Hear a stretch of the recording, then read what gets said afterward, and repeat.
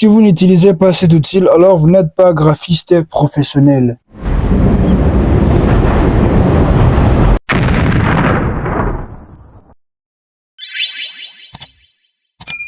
Salut et bienvenue dans cette vidéo. Je vais vous montrer aujourd'hui comment utiliser un outil très puissant dans Photoshop que plusieurs graphistes n'utilisent pas. Ici Eliezer Futila Agapé, graphiste professionnel et coach en design graphique. L'outil en question s'appelle la gomme d'arrière-plan. Si vous débutez ou cherchez à améliorer vos compétences en retouche photo, restez jusqu'à la fin car cette astuce vous sera utile. Alors tout d'abord, on va ouvrir le logiciel Photoshop. Déjà avec notre image, vous pouvez aussi chez vous télécharger une image ou bien encore vous avez déjà une image avec les cheveux comme ça.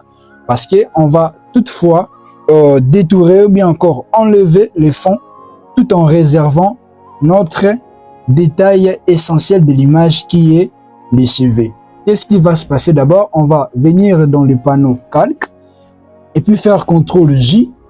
Le CTRL-J va nous aider bien sûr à dupliquer l'image et puis revenir sur le premier calque et puis ajouter un autre calque, ce qui est vraiment important. Ce calque va nous permettre à créer un fond, une question de voir avant et après. On va pouvoir changer la couleur, on va mettre la couleur jaune.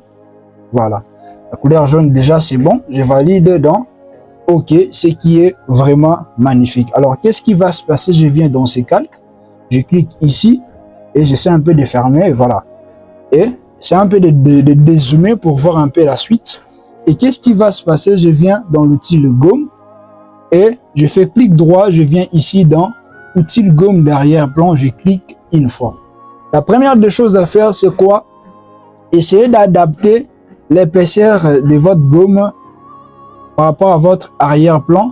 La deuxième des choses, côté échantillonnage, et puis enlever ça, continue. Par défaut, c'est continue, bien sûr. Il faut mettre une fois. Et puis, côté limite, il faut enlever ça. Discontinue, il faut mettre ça, continue. Et puis, côté tolérance, il faut au préalable commencer déjà par 30%, ou bien encore 40%. 50% aussi, c'est bon, mais pour nous, ici, on va utiliser 40%. Voilà. Et puis, on va cocher ça, voilà. Et à part ça, qu'est-ce qui va se passer? On va essayer un peu de vérifier. Voilà, nous sommes là. On va zoomer. Parce que ça, c'est vraiment les détails qu'on va vraiment travailler là-dessus. C'est vraiment important de zoomer. Voilà. On vient ici, une fois cliquer, et puis cliquer glisser. Voilà. Si vous remarquez, il y a notre fond jaune qui s'applique déjà. Donc, c'est-à-dire, l'image se détourne déjà. Voilà. Nous perdons déjà les fonds initial et on reste avec les cheveux. Voilà. Ça, c'est vraiment magnifique. C'est vraiment magnifique. Alors, voilà, l'importance de cet outil, ça va vous aider à détourer les cheveux, à enlever l'arrière-plan, ce qui est vraiment magnifique. Voilà, voilà, vous remarquez, il y a l'arrière-plan qui essaie un peu de s'effacer. Et ça, c'est vraiment magnifique. Une remarque, si vous remarquez, on a essayé un peu de détourer. On peut voir toutefois entre ça, on enlève aussi ça. Il y a les cheveux qui s'est détouré.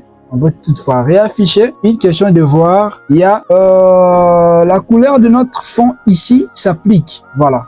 Qui reste encore. Qu'est-ce qu'on va faire? On va faire clic ici. On essaie un peu de réduire l'épaisseur de notre gomme. Et puis, on clique sur le fond. Et puis, on essaie un peu de glisser.